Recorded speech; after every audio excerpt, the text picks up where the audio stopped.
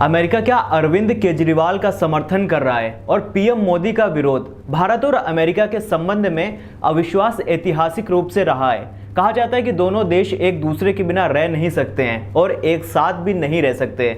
हाल ही के दिनों में दोनों देशों के बीच कई मुद्दों पर खुलकर डिसएग्रीमेंट सामने आई है। इस बार मुद्दा इंटरनेशनल नहीं था बल्कि भारत के अपने सियासी मुद्दे थे।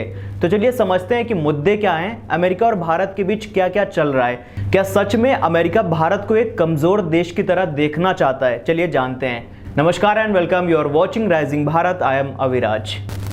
भारत में human rights situation, religious freedom, Arvind Kejriwal की गिरफ्तारी और कांग्रेस के अकाउंट फ्रीज पर अमेरिका की टिप्पणी को मोदी सरकार से बढ़ती डिस्कंफर्ट के रूप में भी देखा जा रहा है। इस डिस्कंफर्ट को कई लोग भारत के रिपब्लिक डे में राष्ट्रपति बाइडेन के मुख्य अतिथि नहीं बनने से भी जोड़ रहे हैं। भारत ने राष्ट्रपति बाइडेन को रिपब्लिक डे में चीफ गेस्ट के तौर पर आमंत्रित किया था, लेकिन बाइडेन ने इनविटेशन एक्सेप्ट नहीं किया था।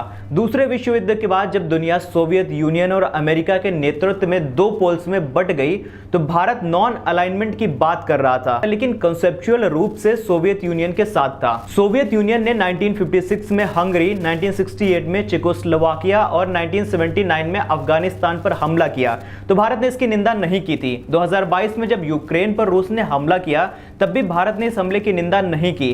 अमेरिका को भारत का ये रुख कभी पसंद नहीं आया। हंगरी में सोवियत यूनियन के हस्तक्षेप के एक साल बाद 1957 में भारत के तत्कालीन प्रधानमंत्री जवाहरलाल नेहरू ने संसद में बताया था कि भारत ने क्यों इस मामले में यूएसएसआर की निंदा नहीं की। नेहरू ने कहा था, दुनिया में साल दर साल और दिन ब दिन कई चीजें घटित होती रहती हैं जिन्हें हम व्यापक रूप से नापसंद करते हैं, लेकिन हमने इसकी निंदा नहीं की है क्योंकि जब कोई समस्या का समाधान खोज रहा होता है तो उसमें निंदा से कोई मदद नहीं मिलती है। देखिए, भारत का अमेरिका पर डिसबिलीफ सबसे ज्यादा 1971 में बढ़ा।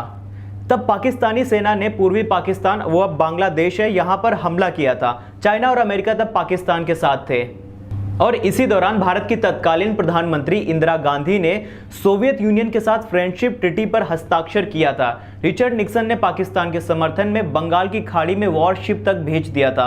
कहा जाता है कि उस दौरान भारत में अमेरिकी विरोधी भावना चरम पर थी। अमेरिकी राष्ट्रपति रिचर्ड निक्सन इंदिरा गांधी को लेकर आपत्तिजनक शब्द का भी इस्तेमाल कर चुके थे। कोल्ड वॉर के दौरान पाकिस्तान खुलकर अमेरिकी ग्रुप में था और इसका फायदा उसे अमेरिका से खूब मिला, लेकिन भारत में अमेरिका को लेकर डिसबिलीफ बढ़ता गया, जो आज भी पूरी तरह से खत्म नहीं हुआ है। नरेंद्र मोदी सरकार ने आम चुनाव से पहले सिटीजनशिप अमेंडमेंट एक्ट लागू किया तो अमेरिका ने इस पर खुलकर असहमति जताई। एलिस्ट करप्शन के मामले में दिल्ली के मुख्यमंत्री अरविंद केजरीवाल को ईडी ने गिरफ्तार किया, तब भी अमेरिका ने टिप्पणी की। भारत की मुख्य विपक्षी पार्टी कांग्रेस ने अपने बैंक खाते फ्रीज किए जाने को लेकर प्रेस कॉन्फ्रेंस कर मोदी सरकार को आड़े हाथों लिया, तब भी अमेरिका खुलकर सामने आया।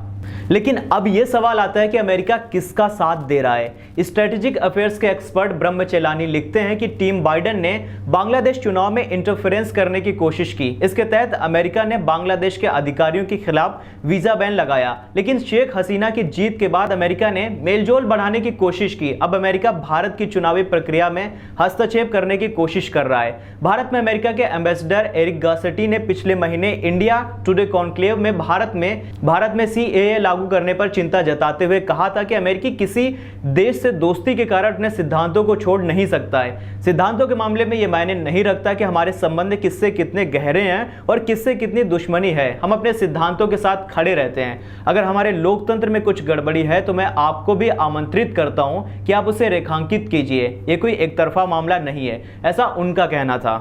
तो वहीं पर international politics analyst Tanvi Madan कहती हैं कि यह रिडिकुलस है कि भारत में कुछ लोग सोचते हैं कि बाइडेन एडमिनिस्ट्रेशन मोदी विरोधियों को समर्थन दे रहा है, वो भी तब जब बाइडेन ने नरेंद्र मोदी को स्टेट गेस्ट के रूप में बुलाया, भारत में G20 समिट को सफल बनाने में मदद की और पन्नू मामले में अमेरिकन सोवरेनिटी के उल्लंघन के आरोपों के बावजूद बाइडेन भारत आए।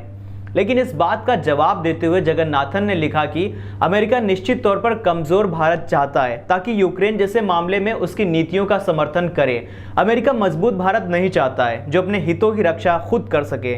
मुद्दा यह नहीं कि अमेरिका मोदी विरोधियों को समर्थन दे रहा है या नहीं दे रहा है, लेकिन अमेरिका का समर्थन एक कमजोर भारत के लिए है। फिलहाल आज के लिए इतना ही। मैं उम्मीद करता हूं कि आपको यह जानकारी पसंद आई होगी। लाइक शेयर कमेंट करके जरूर बताइएगा। शुक्रिया, अलविदा।